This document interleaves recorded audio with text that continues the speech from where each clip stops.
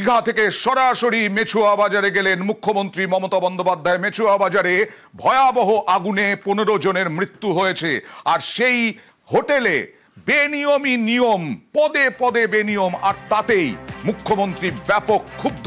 তিনি বললেন তিনি টাফ, বেনিয়মে তিনি রাফ অ্যান্ড টাফ। মুখ্যমন্ত্রী মমতা বন্দ্যোপাধ্যায়ের সারপ্রাইজ ভিজিট, কলকাতা সহ জেলায় সারপ্রাইজ ভিজিটেরও নির্দেশ দিলেন।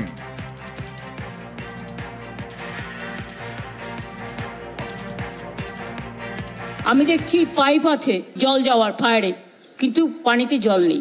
আমরা অনেকে ফায়ার সিস্টেম রাখি, কিন্তু জলটা আমরা দেখি না। আমরা ঘরের মধ্যে প্লাস্টিক ঢুকিয়ে রেখে দিই, গাদা গাদা কেমিক্যাল ঢুকিয়ে রেখে দিই। সবসময় এমার্জেন্সিতে অল্টারনেটিভ থাকা উচিত। তাই এমার্জেন্সিতে যারা অল্টারনেটিভ রাখে না তাদের কি ক্ষমা করা উচিত? কোথাও কোথাও আমি কিন্তু ভীষণ টাফ এই ব্যাপারে, আমি কিন্তু রাফ অ্যান্ড টাফ।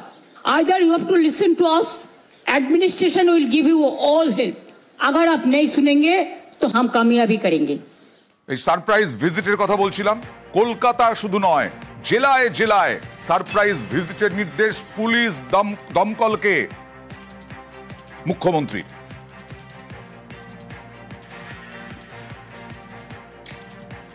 जो होटल ऐसा बनाते हैं सिस्टम नहीं बना के, हम पुलिस को कहेंगे सरप्राइज विजिट, फायर ब्रिगेड को कहेंगे, और खाली कलकत्ता का नहीं, जो डिस्ट्रिक्ट टाउन है उसको लिए भी, अगर कोई लोकल रिप्रेजेंटेटिव इसको मदद दिया है उसका खिलाफ में भी एक्शन लेने के लिए हम तैयार है। कोई छोड़ा नहीं जाएगा, चाहे कोई एडमिनिस्ट्रेशन का कोई हो, चाहे राजनीतिक का जो भी दल का हो, ऐसा नहीं चलेगा। इसमें पुलिस को भी कामयाबी करना जरूरी है, फायर ब्रिगेड को भी, कलकत्ता कॉर्पोरेशन को भी। Just do it from the central as a central team, set up one investigation team, and I want to see that within 15 days they have to submit the report to me, और इसका बारे में investigation चलेगा, हम छोड़ेगा नहीं। আর মুখ্যমন্ত্রী মমতা বন্দ্যোপাধ্যায় নিজেই আজকে সারপ্রাইজ ভিজিটে গেলেন ম্যাগমা হাউসে, পার্ক স্ট্রিটে। হঠাৎ ভিজিট গিয়ে দেখলেন থরে থরে এই রকম ভাবে গ্যাস সিলিন্ডার রাখা রয়েছে, আর তাতেই তিনি আবার ক্ষুব্ধ। পরপর সাজানো গ্যাস সিলিন্ডার অবিলম্বে সরানোর নির্দেশ ক্ষুব্ধ মমতা বন্দ্যোপাধ্যায়ের। যতুগৃহ হয়ে রয়েছে এই ম্যাগমা হাউস, বহু পুরনো বিল্ডিং। আর দেখুন পর গ্যাস সিলিন্ডার, এত গ্যাস সিলিন্ডার। কথা বলবো প্রতিনিধি বিশ্বজিতের সঙ্গে। বিশ্বজিৎ, ম্যাগমা হাউসে এইরকম ভাবে কেন লাগানো ছিল? ভাবেননি মুখ্যমন্ত্রী চলে যাবেন হঠাৎ করে? একদমই, তোমাকে পজিশনটা দেখায়, অর্থাৎ ম্যাগমা বিল্ডিংয়ে ঢোকার পর এই যে মেন যে এন্ট্রান্স, ঠিক তার বাদিকেই আমরা দেখতে পাচ্ছি কিছু পয়েন্ট লাগানো আছে, এবং এই যে হলুদ যে শাটার লাগানো আছে, এই হলুদ শাটারের ভেতরেই থরে থরে সাজানো ছিল গ্যাস সিলিন্ডার। বাণিজ্যিক গ্যাসের সিলিন্ডার ছিল, দুটো সারিতে এই গ্যাস সিলিন্ডার রয়েছে, এবং সেই গ্যাস এই পাইপলাইনের মাধ্যমে বিভিন্ন যে রেস্তোরাঁ, অর্থাৎ এই দুটো বিল্ডিং রয়েছে, দুটো বিল্ডিংয়ে 6টি রেস্তোরাঁ রয়েছে, এই 6টি রেস্তোরাঁতে এই গ্যাস সাপ্লাই করা হতো। এখানে এই গ্যাস ব্যাংক করে রাখা হয়েছিল।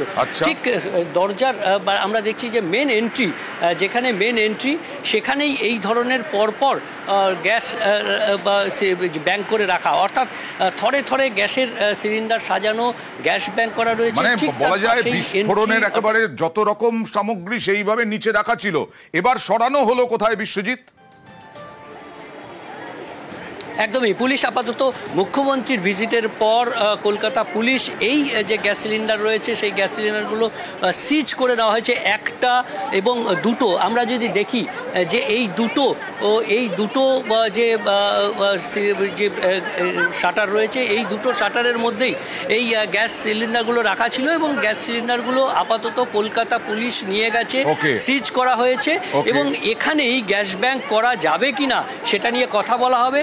কর্তৃপক্ষের সঙ্গে বৈঠক করেছেন যারা দমকল মন্ত্রী সুজিত বসু যেমন কথা বলেছেন, ফিরহাদ হাকিম ছিলেন, শশী পাজা মন্ত্রী ছিলেন। এইরকম ভাবে কলকাতা শহরে আরো কত গ্যাস ব্যাংক করে রেখেছেন বিভিন্ন হোটেল রেস্তোরাঁ। নিশ্চয়ই এই কলকাতা এবং জেলায় যে সারপ্রাইজ ভিজিটের নির্দেশ দিলেন মুখ্যমন্ত্রী মমতা বন্দ্যোপাধ্যায়, তারপর দেখা যাবে। এই দেখুন মুখ্যমন্ত্রী একেবারে সারপ্রাইজ ভিজিট করলেন ম্যাগমা হাউসে।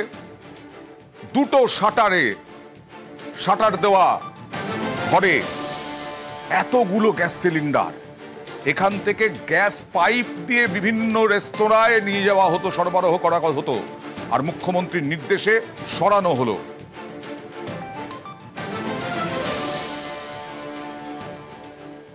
আমি যেটা বলেছি, Kolkata mayor, Kolkata police commissioner, fire brigade এক্ষুনি এখানে বসবে, ওদের ডাকবে, এমার্জেন্সি মিটিং করবে, ওই রেস্টুরেন্টের ছাদ বন্ধ করা হবে না। আমি কোনো একজনের থেকে শুনেছিলাম কিছুদিন আগে, সে রেস্টুরেন্টে এসেছি, এসে আমরা বলেছিলাম ইমিডিয়েট টেক কেয়ার করো, কারণ আমরা 4-5 লোক আছি, একটা কোনো ইনসিডেন্ট হলে কেউ নামতে পারবে না, একটা ছোট্ট স্টেয়ার, আর দুটো লিফটের লোকে যাতায়াত করে ওপরে ওঠে, তারা তো জানে না যে আগুন লেগে গেলে লিফটে নামা যায় না, যাতায়াত করা যায় না। তো ব্যবস্থা মিটিং করে নিচ্ছে, আমি দেখে গেলাম, আমি তোমাদের দেখিয়ে দিয়ে গেলাম।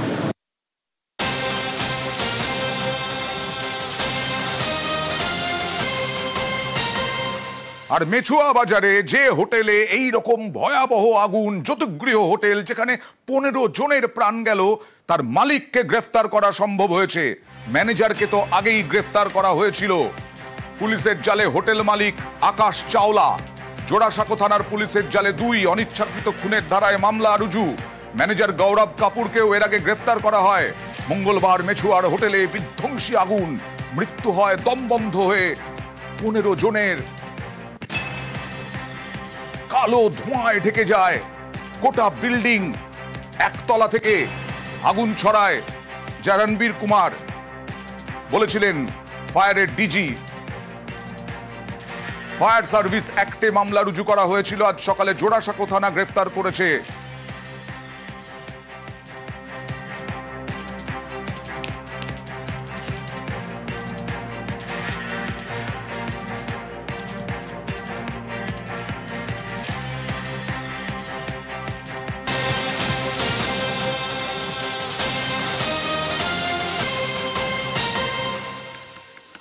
চন্দ্রকোনায় স্বামীর বিরুদ্ধে আগ্নেয়াস্ত্র দেখিয়ে দাম্পত্য কলহের অভিযোগ, আর তার জেরে গ্রেফতার হলো একজন।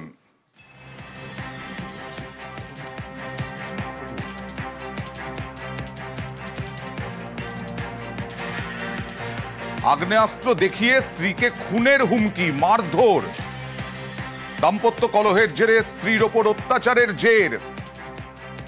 গ্রেফতার হলেন স্বামী, স্বামীর বিরুদ্ধে লিখিত অভিযোগ দায়ের। আগ্নেয়াস্ত্র দেখিয়ে দাম্পত্য কলহের জেরে স্বামীর বিরুদ্ধে খুনের অভিযোগ এবং তার জেরে গ্রেফতার।